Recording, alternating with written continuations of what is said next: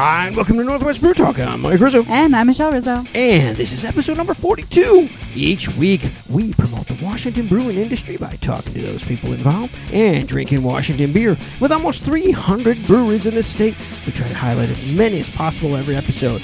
If you're new to the show, we suggest you check out our back catalog with some great interviews and lots of Washington beer.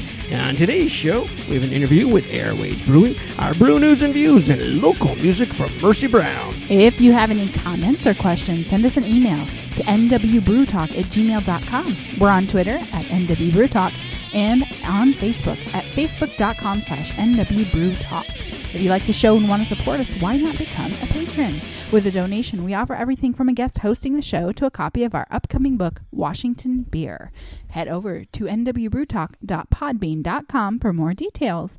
And to start the show, let's open our first beer. Okay, this is Amber Ale from In the Shadow Brewing. This style of beer tends to focus on the malts with a hop character that can range from low to high. Explains why I like them so much. In the Shadow Amber is a dark amber color that pushes the style envelope with deep toasted malt characters, a medium hop aroma, and floral, earthy, and slightly sweet and spicy flavor notes. ABV is 5.6% and 37 IBUs. All right, has a huge head on it. Oh yeah, smells good too. Yep. We have a little kitty background noise tonight. That's interesting. Yep. Definitely has, you can taste some of those hops in there.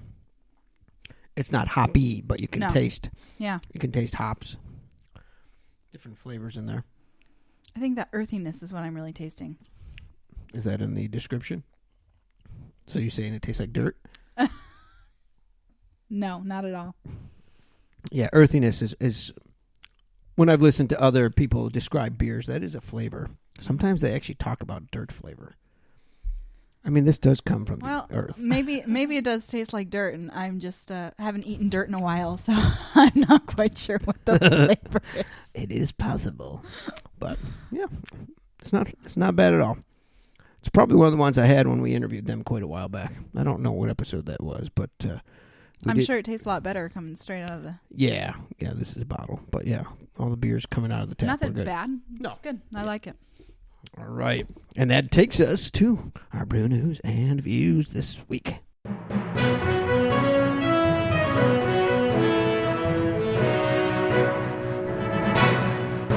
Topping this week's news, on Tuesday, November 10th, Resonate Brewing and Pizzeria officially opened in Bellevue.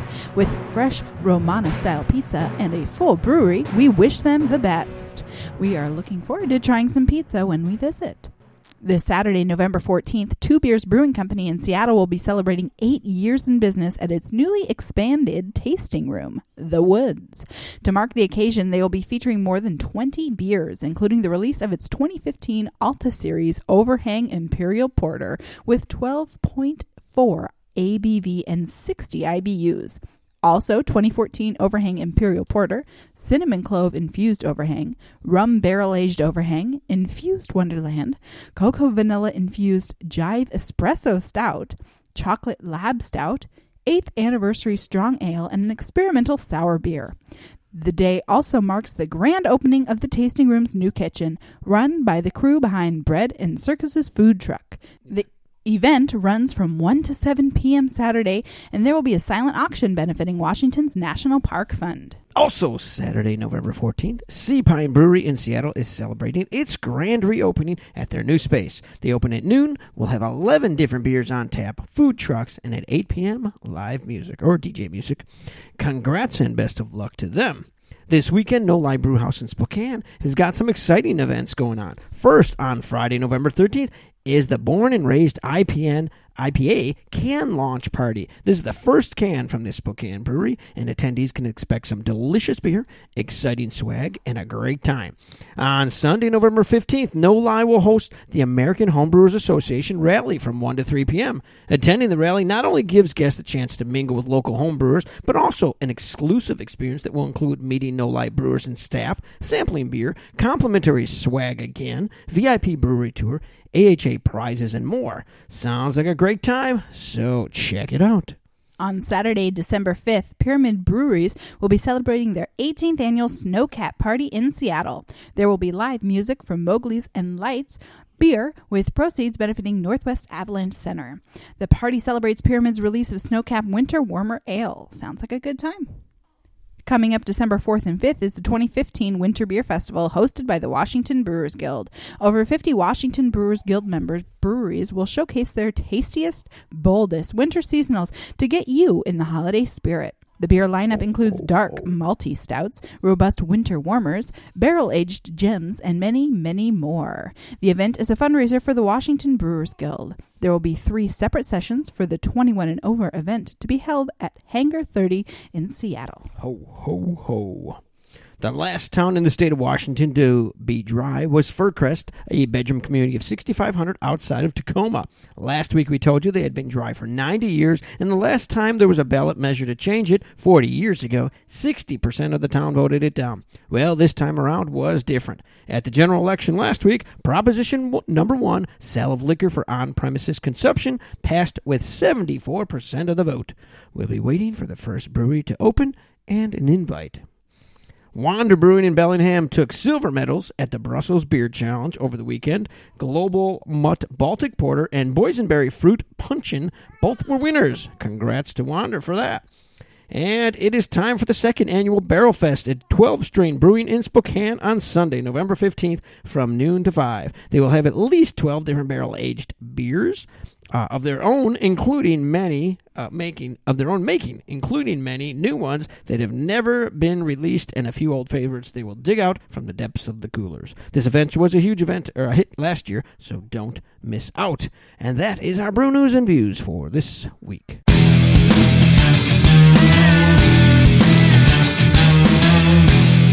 Welcome back to Northwest Brew Talk.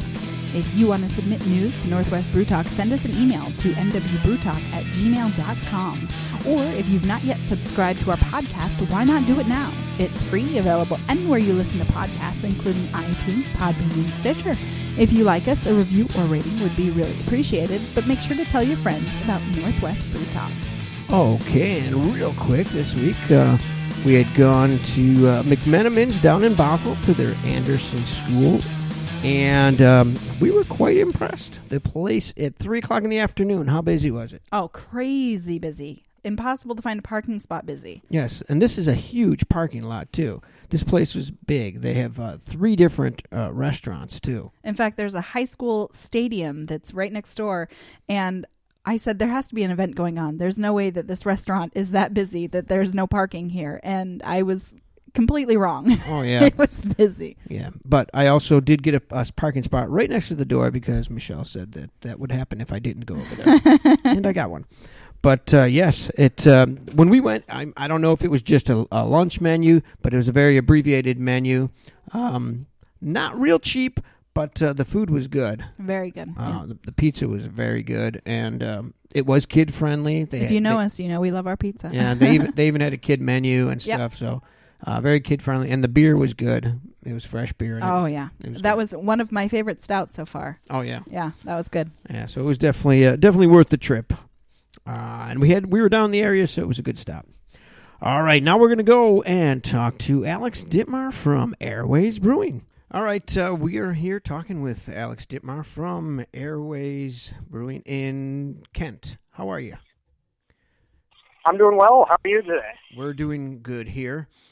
So, let's kind of start at the beginning. You were a home brewer, right? I was. I was a home brewer and was toiling around in my garage and won a bunch of awards and decided, I always laugh and say, I decided, hey, I've got a stable job with benefits. Why not give that all up and start a brewery? It didn't quite work that way, though, in that I did keep my day job for the first couple of years, and that was back in 2010, and then started Airways then, and went eventually left my job, and that was at Alaska Airlines, where some of the airplane theme came from, and now it's been 5.5 years. Right, great. So, so the first 2 years you were able to keep your job, and able to run the brewery. So was it? Yeah, and we were. Oh, go ahead. No, go ahead. You can finish. I was going to say, it was a small brewery. I mean, we brewed all of our big batches. We brewed at another brewery. Right. I'm not a true believer in nano breweries, that they're effective in any way other than sucking your time and money up. Right. So we brewed large batches at another brewery, and then we had a pilot system at our brewery, and we'd test recipes there and brew smaller batches there. And that was the only way that it made it. We were true believers too in a very strong retail presence. So we had a decent sized tap room when we opened, and most of our beer went to supplying our tap room, which really for a small brewery is the way that you make your money. Right. So was it worth the jump when you finally decided to go full time then? Looking back on it, I probably should have waited an extra year. From an income perspective, we were, by the time I left, we were not only expanding the brewery and putting in our own brew system, but we were also opening a second location in Kent. So there was lots of money going out the door, but not as much coming in. Right. So I could have probably used that extra. Time-wise, I don't know where the time would have come from, but I could have definitely used still having a regular salary while we were spending money on construction of two places at the same time. Right. So what was the reason for opening the second location? We had talked with the city of Kent and talked with them about expanding, and really at the time we were actually intending on moving the brewery to downtown Kent where our restaurant was. Okay. And so it would have been that both spaces were consolidated into one. So we didn't think that there would always be a second location. But as it turned out, space-wise, there really wasn't anywhere to put a 10-barrel brewery in downtown Kent nearby, where we could also have a restaurant and where we could also actually get people to come and eat. So we kind of, for better or worse, ended up keeping the two locations. And they're actually very distinctive in terms of audience and performance. And they're far enough apart, which is 4 miles, that we get different crowds. There's some crossover, obviously, but we've been able to successfully keep both of them, and both of them generate their own income. Oh, that's awesome. And so as a successful home brewer, is that really what your impetus was for deciding to try and open a brewery? It was that, and I knew, it sounds odd, but I knew I always wanted to make something. My previous careers have all involved intangibles. So I was in radio for 8 years. I was in Alaska Airlines in their alaskaair.com, so I was virtual, the virtual world. But I always knew I wanted to make something with my hands, but I didn't know what that was.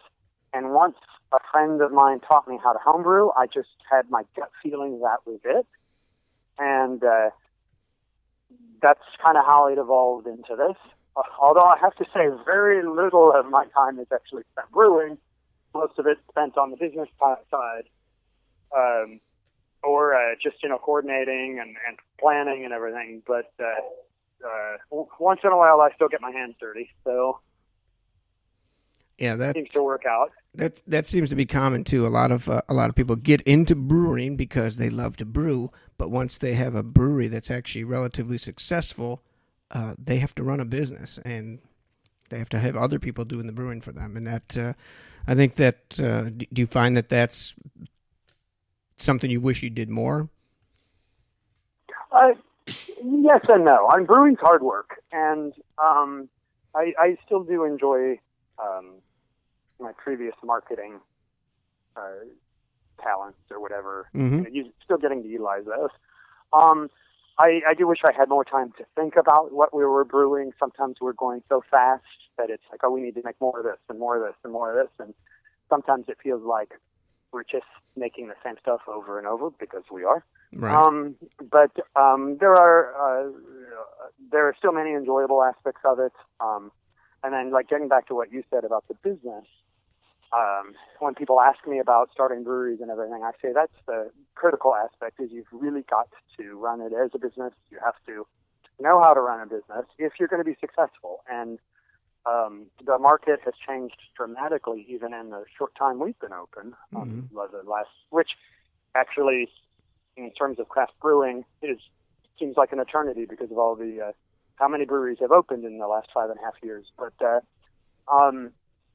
it's really gotten a lot more competitive out there. And if you go into any grocery store or small bottle shop, it's overwhelming, the number of brands that are out there right now. Right. So now more than ever, the business component is just critical. And if I always say to people, you need to have a reason other than it's my dream to open a brewery, like an underserved market or a style of something that you think is underrepresented, because you're out there competing against everyone. And it's just, as Washington progresses along and other breweries from other states also see that it's competitive, or it's a great market, they're going to want to come in here too. And so that shelf space just gets harder and harder and harder.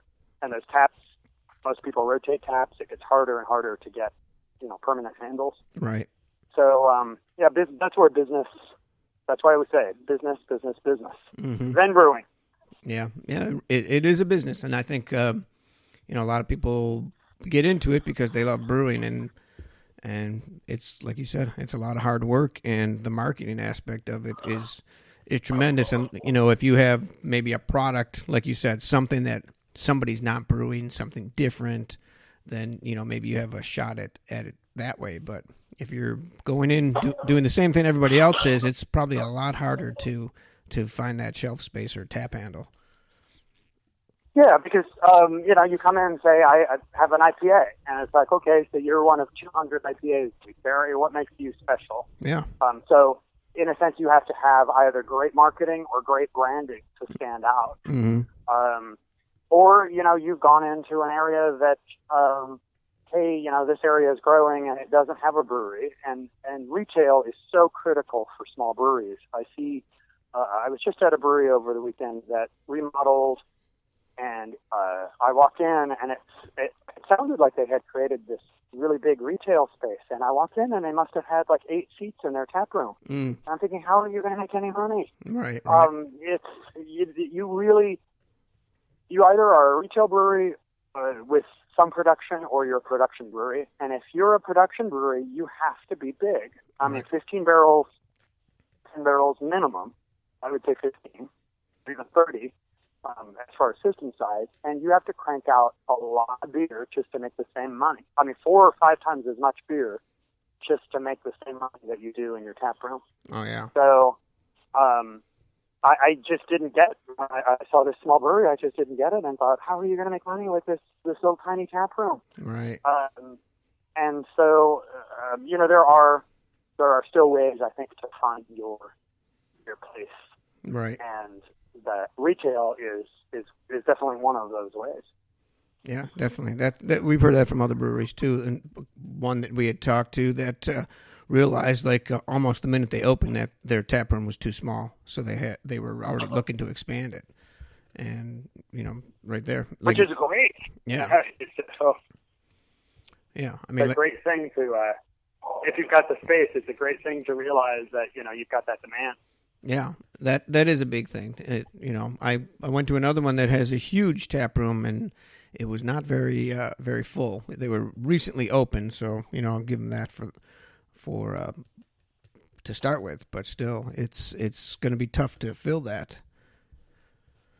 It is, and it's rare that you open your doors and you're full from the beginning. I mean, when we opened here, South area, doesn't have a lot of breweries down here. It is a bit of a different market. It did take a while to build our business up, and then the same with the second location. Took about 2 years to really flourish. We had a lot of people coming in the beginning going, what do you have that's domestic? Mm. And my wife would laugh, and she goes, all of our beer is domestic. It's made right up the street. And just educating people on this is what different beer is like. Right. And kind of figuring out what people's tastes were. But, and then also having facilities that matched the area. I was just up in Bellingham and going to an established brewery's tasting room and almost empty, but they had amazing beer. And then went to another brewery that has so-so beer, and their facility was packed. Yeah. Because it's just the vibe of the place was definitely more. It was younger. It just felt better. It's where I actually wanted to be. I suddenly went, you know what? The beer here is not as good, but I really would prefer to be here. Yeah. Pretty sure I know where you're talking about too. So yeah, it is. It's definitely interesting to try and figure out where you fit in there. And sounds like you've already got that figured out. I think so. I mean, we're in kind of making some, as I call them, grown-up decisions right now. As far as how big we want to be, we're searching for a new facility, what that looks like, and how big that facility is kind of up for grabs. It's a pretty tight real estate market right now, commercially as well. So there are times that I think, we want to, we want to be this big, and then there are other times that I'm thinking, well, this is crazy. Why don't we just open a third location somewhere? Right. And sell all of our product in house. And why do I bother with bottles and cans and kegs, outside? So I think that's kind of a decision we'll reach here within the next month or so. We are actively looking for spaces and have some proposals out, but and that may involve even opening a third location. But we'll see where it goes. Right. And that would be you'd be opening if you got a bigger facility, it'd be a bigger brew house then too. We'll keep the 10-barrel brew system, and then just upsize our fermenters. So just a mixture of 10s, 20s, and 40s. And then sell some of the odd-size fermenters that we have. That'll tell you that it's still a hot market, is that we have 3 tanks that we would sell, and I've got at least 5 buyers who have told me, hey, I'll take those. So it's funny how fast you can sell these still, which is good because maybe at some point, there won't be as much demand. It won't be so easy. Right now, it's like, hey, it's still really easy to sell used equipment or extra equipment. Right. Yeah, I just finished writing a book on Washington beer history, and due this week, my manuscript, and I found like 3 breweries that I didn't even know were open. So it's like it never ends. It's like a constant. It does not. No, I mean that's why I said I've got a deadline. I have to end it because otherwise there'll be another one opening tomorrow. And definitely. Yeah. There was one I saw I was at a bottle shop a couple of weeks ago, and they had a beer on tap from a brewery in Tacoma. And I'm like, what's that? And they said, that's a brewery in Tacoma. And I said, I've never heard of them. Yeah. I have no idea who that is. Yeah. And I still don't even remember the name. Yeah. And this does not include, I know about the Pacific and Odd Otter and, those breweries. It's somebody totally different. And it's like I had no idea that they were planning to exist or even did. So yeah, it's kind of funny. Yeah, there's a lot of the small ones operating out of garages and stuff that just pop up, and it's crazy how many there are. Yeah, exactly. People don't know that they're there, or they get enough people that do know that they're there, that they're just happy and they don't need anything else. Yeah, exactly. So, you do when you have somebody come in. What's one of the beers that you would point somebody to that is looking for a corporate beer? I would ask what people like, and then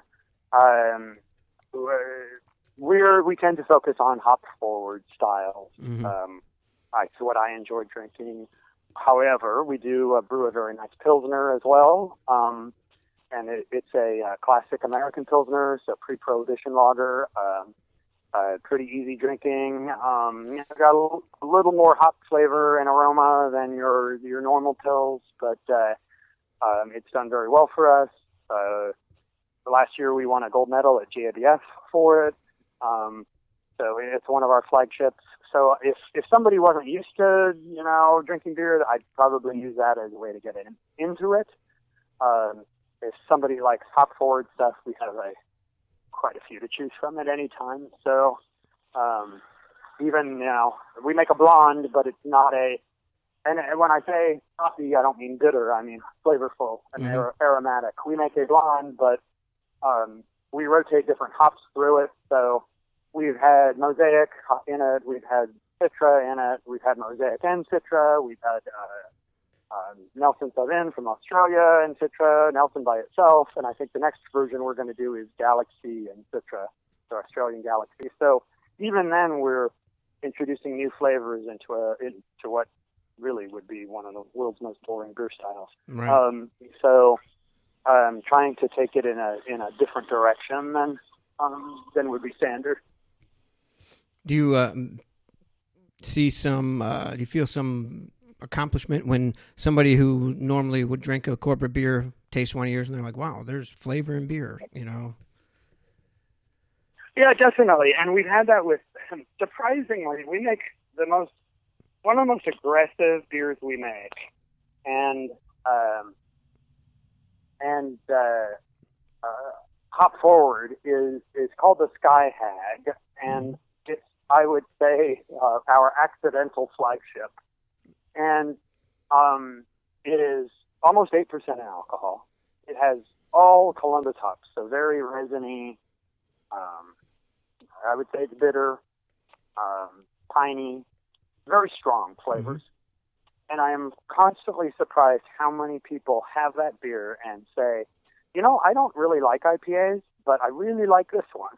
And it is a little more old school IPA as far as a little more caramel malt. So, a little bit of that flavor and a little sweeter than really dry IPAs. But I'm always surprised how many people that's their intro to craft beer. And you would think it would be something a lot simpler or lower in alcohol. Yeah, but exactly. yeah, that does make me feel good that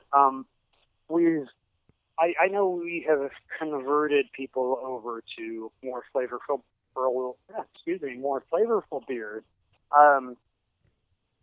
They get them to try stuff that's new, and they are surprised. And I think really for most people, once you go and switch to something that's got a lot more flavor, that you don't go back. Right, exactly. Yeah, I don't know why you'd want to. I mean, as I tell people, why would you want to give up something that's got more flavor? Yeah. So. Yeah, definitely. It's hard to imagine that you can see why they sell because they are easy to drink. But when right. But when you taste something that has like good food, it's just a world of difference. Oh, definitely. Now, do you? I still eat my McDonald's. What's that? I said I still eat my McDonald's once in a while, but that doesn't mean that I eat it all the time. Oh, yeah. And I actually prefer something better most of the time. Yeah, exactly.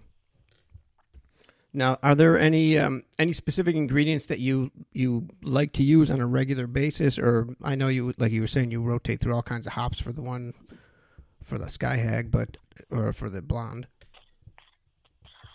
I like hops. I like what you can do with them, how you can combine them to produce different flavors and different aromas. And for example, we just did a beer for a bottle shop down in Tacoma called Pint of Science, and we did their anniversary beer. And we decided to do a version of one of our regulars, but with all hops from New Zealand.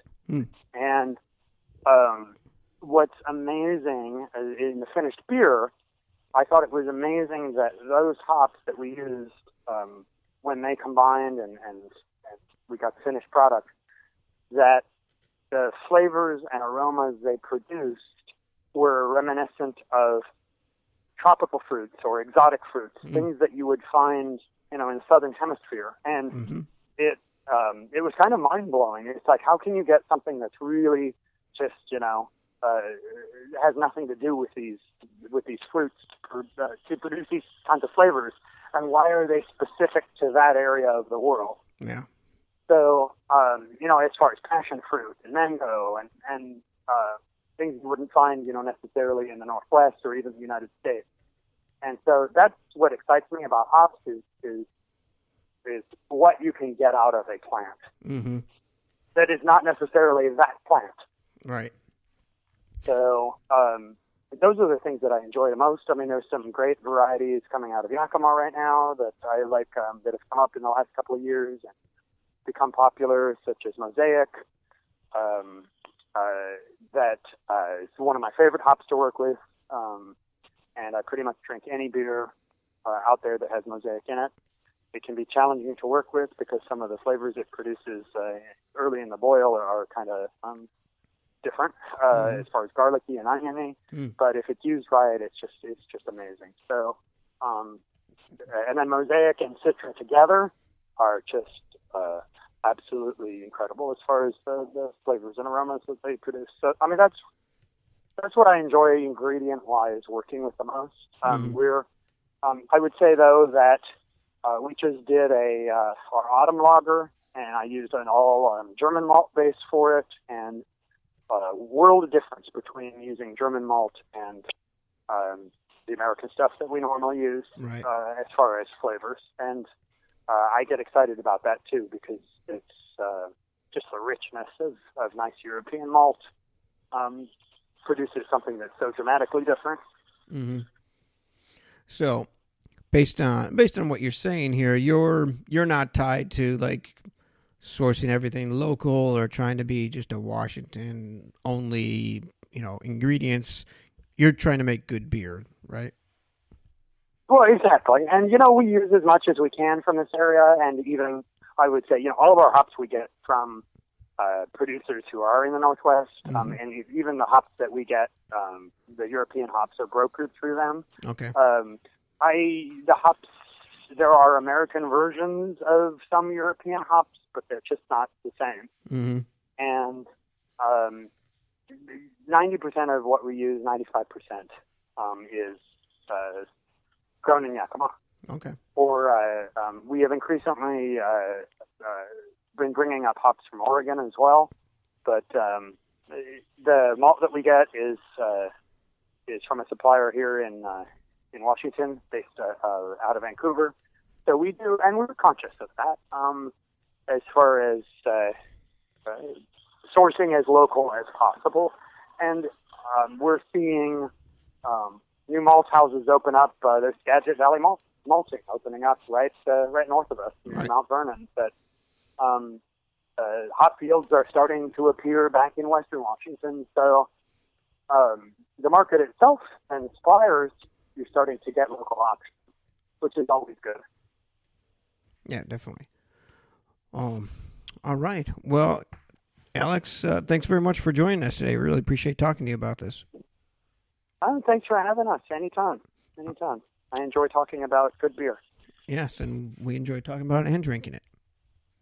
It's always. Most of the time, that's the most important part. Definitely. All right, thanks to Alex for joining us today. That was a good interview with him. And we will be right back after a local music break from Mercy Brown.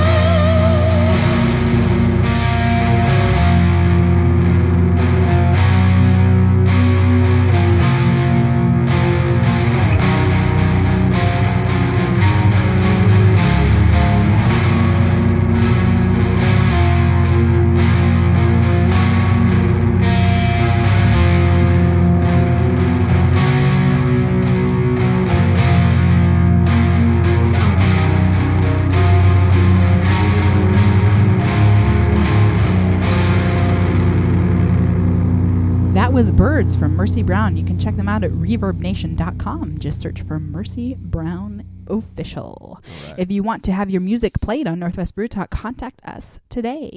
Now let's try another beer. This time we have Blackbird Island Hopfenweizen from Leavenworth Biers from Fish Brewing. Whoa, I think she's going to like this one. All right. Northwest style Alpine wheat ale is what happens when you mix the fruity character of a German wheat beer with the complex citrus notes of an IPA. Designed as a celebration of hops, the beer pours a deep hazy gold with orange highlights, has intense floral, spice, and citrus hop aromatics, a lingering hop bitterness, and a banana bread sweetness with hints of clove and vanilla. This beer has 6.1% ABV and 19 IBUs and a 3.36 rating on Untappd. That has definitely that golden color. Oh yeah, definitely has an interesting flavor. It's pretty good. Wow, that is different. Yeah. Again, it's probably those spices in there, but that's pretty good. Be drinking that with some pizza in a few minutes, but. Yeah, not bad at all.